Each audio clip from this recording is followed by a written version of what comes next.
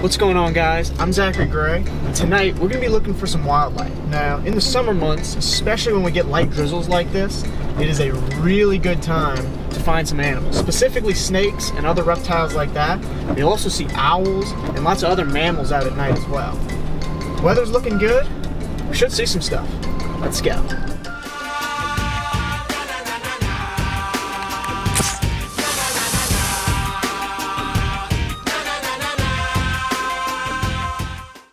If there's one snake that I've got experience with, it's the cottonmouth. Their build and their habits make them a very fascinating and different snake to work with. They've also helped me learn to deal with snakes that can be particularly fast moving and quick to strike. While learning about these snakes, I've seen many moccasins as adults with lots of patterning and color, as well as much stronger builds, which isn't common for the western moccasin. I typically refer to these snakes as upland moccasins. And on tonight's adventure, we're going to be searching the backroads of Louisiana in search of one of these snakes. Also, before we start, make sure you're subscribed. We do videos every single week here. And while you're at it, make sure to leave a like, because I once again am actively searching for a venomous snake. Now on to the video. Here we go, we got a snake. I think it's king snake. Let's get the throw real quick.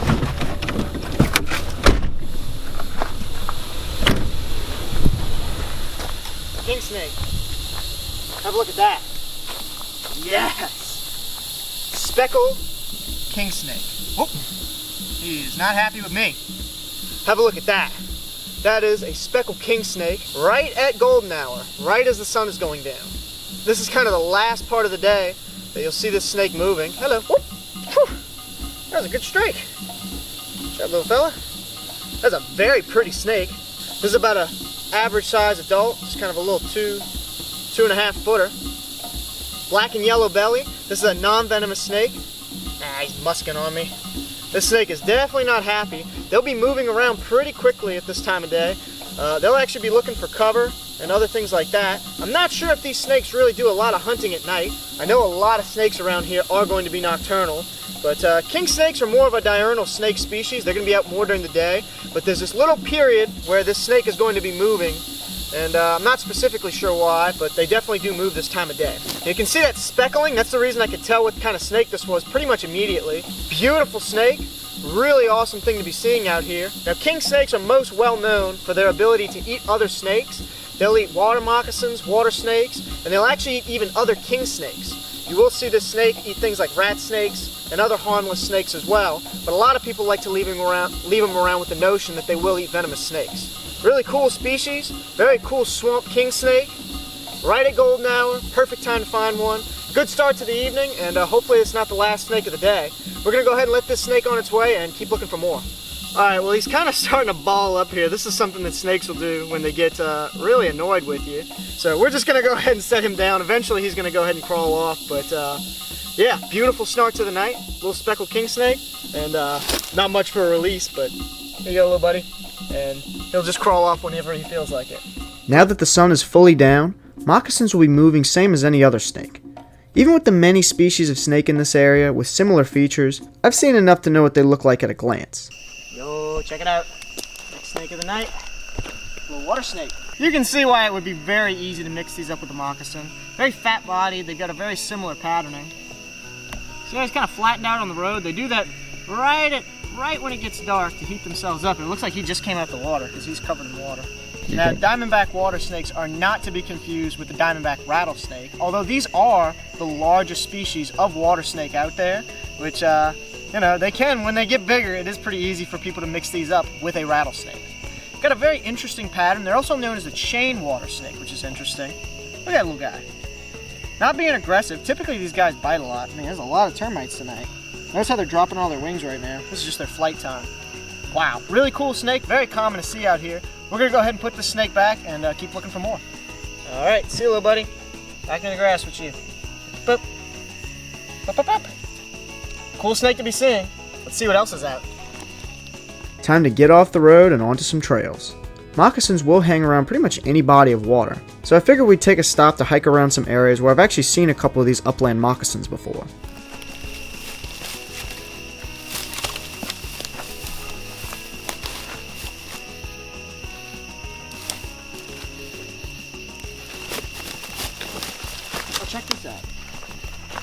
marble salamander. Hello, guy. Any other little things going on here? Hello. Check you out. Oh, it's okay. Have a look at that. Pretty little marbled salamander. This is one of my favorite salamander species out here. Now, this time of year they wouldn't be super active. They're mostly going to be hiding under their logs and just kind of chilling underground for the most part. Beautiful little fella. They're a species of mole salamander, which means they're mostly going to be living underground, like their name suggests, mole.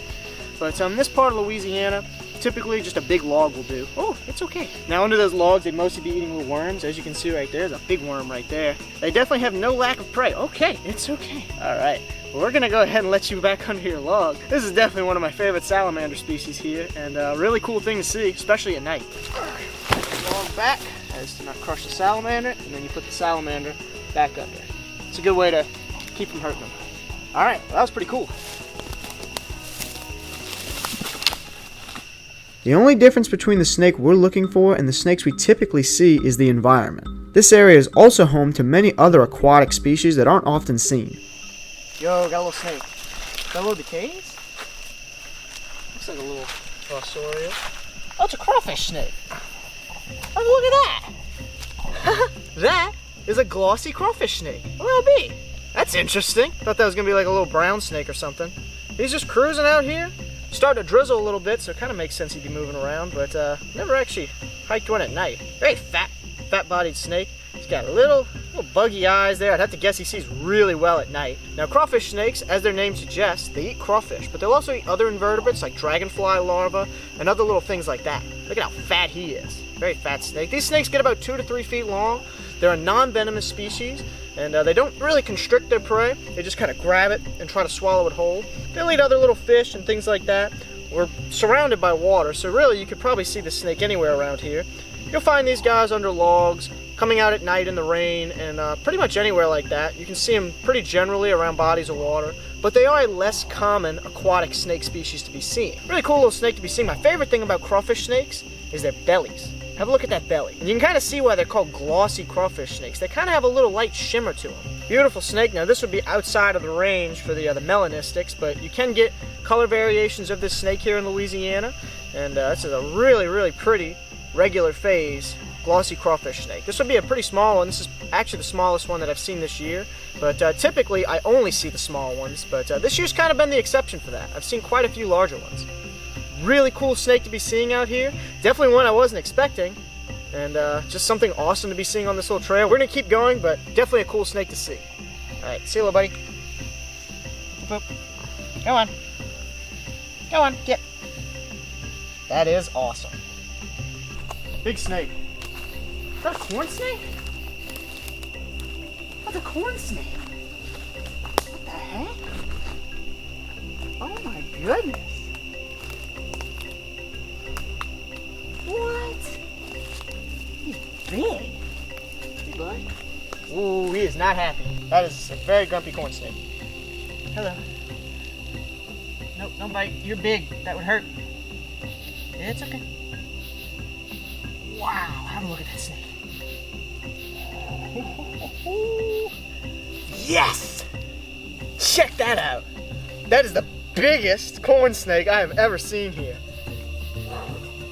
Have a look at that snake. Oh my goodness, that is gorgeous. Well, this is a corn snake. Louisiana corn snake. That is a special animal for sure. Look at that checkered belly. And I tell you what, he was not happy for a second there. I'd have to guess that a snake of this size would give a pretty good bite, especially if he got me on the finger. He's rattling his tail a little bit. He's definitely not happy with me, but this is a non-venomous snake. Now you can kind of see, this snake has a bright orange coloration.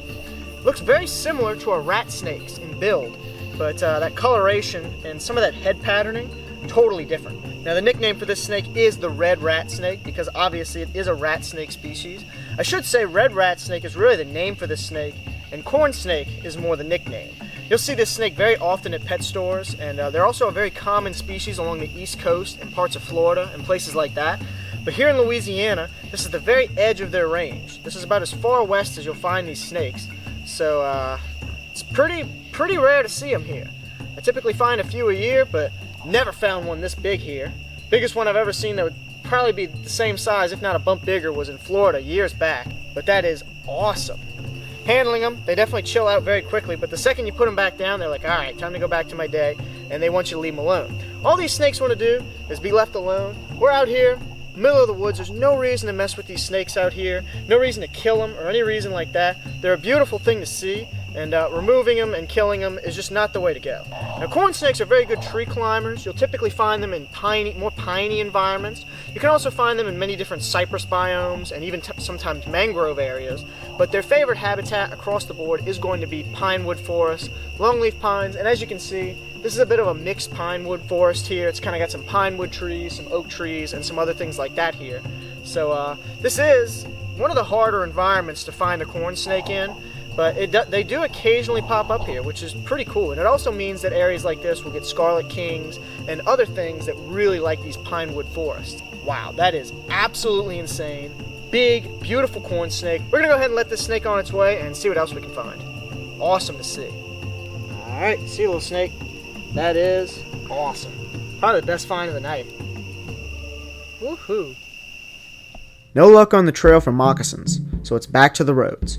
No matter how late it gets, we will have a decent chance of seeing one, since these snakes, along with many other species, hunt through the night during the summer months. Water snake. Big yellow belly. Yo, check that out. That's a big one. Have a look at that snake. Hello, buddy.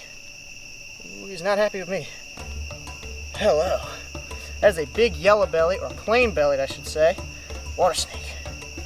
Now, the reason I refer to this as a yellow belly, not just a plain belly, is because there can also be red belly water snakes, which we've seen over in North Carolina, and some other ones that'll just kind of have more of a plainish belly. That's a long one. He's very skinny, though. Look at how skinny he is. Woo! No, no bite. Now, I want you to have a look at something real quick. Look at his head. See right there how his head is kind of flattened out. That's not how his head naturally would sit. He does that before he strikes, but this is an example of something that people would oftentimes kill this snake for, and that's that head shape. See how it's kind of shaped like a diamond? A lot of people would see that and think it's a venomous snake, think it's a pit viper. Mostly think it's a water moccasin or a copperhead, and they would kill the snake. Now you can see it's so flat. He's just kind of squishing his head down like a pancake. The head isn't very bulky though. Oh, no bite. No bite. He's very active. This is a good size one, probably about 3.5, maybe 4 foot, maybe pushing 4 foot. Very quick. Oh, no bite. This is probably the most common water snake out here. I know I've said the diamondback is most likely the most common, but I would have to say honestly the yellow belly is probably the one that I find the most. Now they have something called an anticoagulant in their saliva. It kind of works to bleed out prey like fish and frogs so they can catch up to it. It's not necessarily a venom, and it doesn't really hurt people too much. You're just going to bleed out a little bit more if they bite you. I typically try to avoid bites from these snakes, and obviously if you get a bite from any snake, venomous or non-venomous, the first thing you want to do is wash it out, clean it. Okay, he is not happy. We're going to go ahead and put this snake on his way. Big old, he's musking. Don't want that on me. Stinks really bad. Big old yellow belly water snake. Really fine looking snake. We're going to go ahead and let it go and keep looking. All right, see a big yellow belly. That is a big old long skinny snake. Go. Go. Off the road with you. That's a snake. So, you can tell what kind that is from here.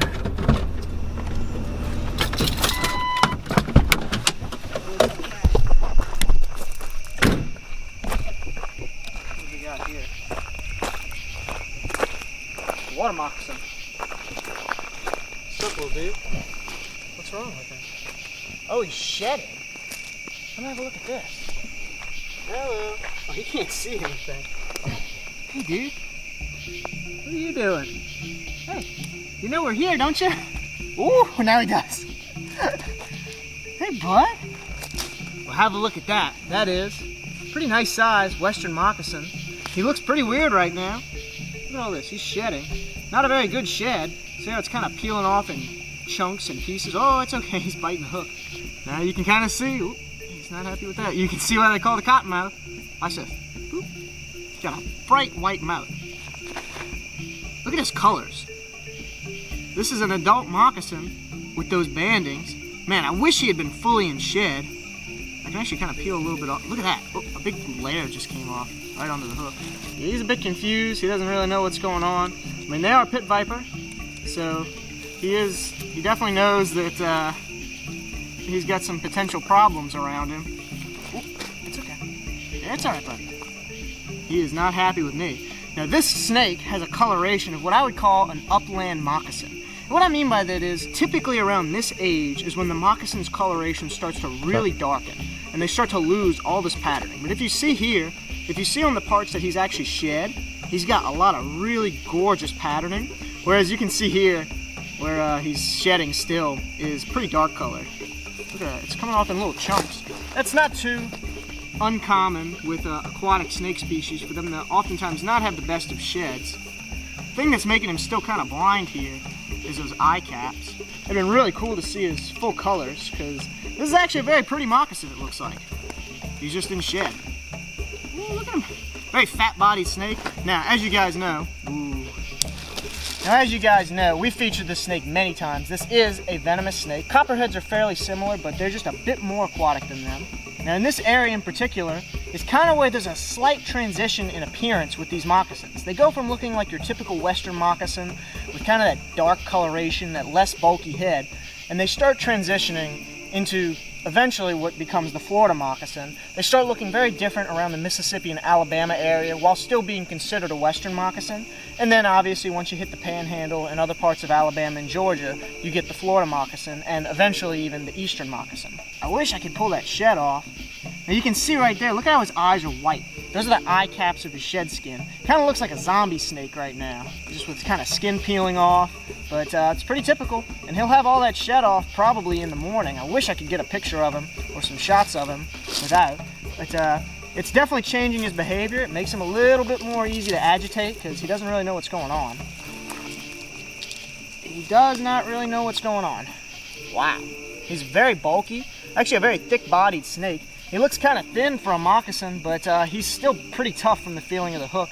So you can't really get a hand on a snake like this because it is a moccasin and they can turn back pretty quickly. No reason to be doing that. Man, but if I could get that off with the hook. I feel like it's so close to just kind of peeling off that whole back piece. But it's just not a good deal. If it was any kind of other kind of snake, I could just kind of gently hold him and that skin, especially that back piece, would just kind of peel right off. And that's what it naturally does. They'll go along these little rocks and stuff and just it'll naturally, got a little bit of it there. There we go. Peel off. And I have to imagine that feels pretty good for a snake. Wow. Well, that is a really cool looking moccasin. Very pretty, or he would have been really pretty out of shed. Really cool to get to see this snake. If you guys did enjoy this video, make sure to go and check out the ones that we did at nighttime over in the Everglades with the Burmese python. That was a really fun time, and we will see you guys next time. All right, get off the road, silly. Get off the road. It's a good way to get hit. And there you go. Little zombie moccasin. That is awesome.